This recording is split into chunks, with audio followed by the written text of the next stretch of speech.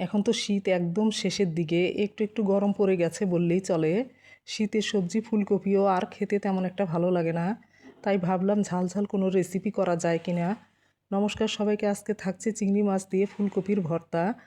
তো এখানে ছোট একটা ফুলকপি নিয়ে এভাবে কেটে নেব, এতে করে ভেতরে পোকা থাকলে বেরিয়ে যাবে। কপিগুলো ধুয়ে পরিষ্কার করে প্রেসার কুকারে দিয়ে সামান্য জল দিয়ে দিব, যাতে করে কপিগুলো সেদ্ধর সাথে সাথে জলও শুকিয়ে যায়। বেশি পরিমাণে জল দিয়ে সেদ্ধ করলে কপিগুলোর মিষ্টি স্বাদ নষ্ট হয়ে যাবে। পরিমাণ মতো লবণ দিয়ে নেড়ে চেড়ে অল্প আঁচে সেদ্ধ করে নেব।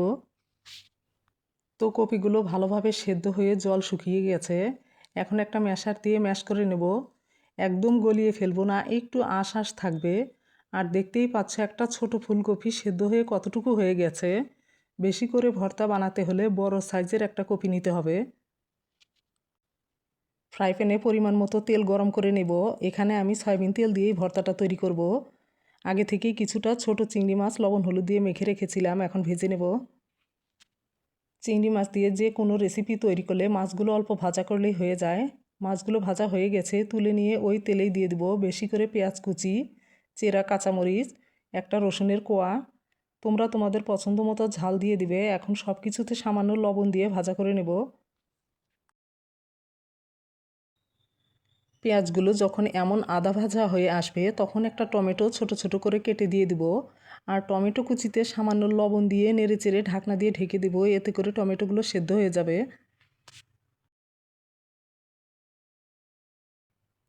পেঁয়াজের সাথে টমেটোগুলো কিছুক্ষণ নেড়ে চেড়ে ভেজে কপিগুলো দিয়ে দেব। আর সামান্য একটু শুধু হলুদের গুঁড়া দিয়ে দেব। এখানে আর আমি লবণ ব্যবহার করব না, যেহেতু সব কিছুতেই লবণ দিয়ে রান্না করেছি। এখন সব কিছু দিয়ে ভেজে কপির জলটা নিয়ে নেব।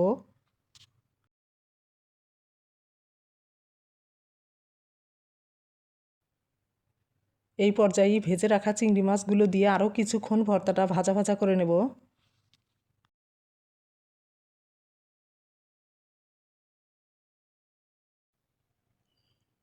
ভর্তাটা ভাজা হয়ে যখন এমন তেল ছেড়ে আসবে, তখন কিছুটা ধনিয়া পাতা কুচি দিয়ে আরও একটু ভাজা ভাজা করে নেব। তো তৈরি হয়ে গেল ভীষণ মজার একটি ফুলকপি দিয়ে ভর্তার রেসিপি, যা খেলে প্রতিটি কামড়েই চিংড়ি মাছের স্বাদ পাওয়া যাবে।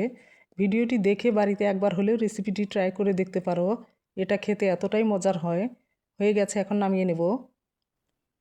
রেসিপিটি ভালো লাগলে লাইক কমেন্ট করে জানিও, আর চ্যানেলটি সাবস্ক্রাইব করে পাশে থেকো। সবাই সুস্থ থেকো, ভালো থেকো, আবার দেখা হবে নতুন কোনো রেসিপি নিয়ে।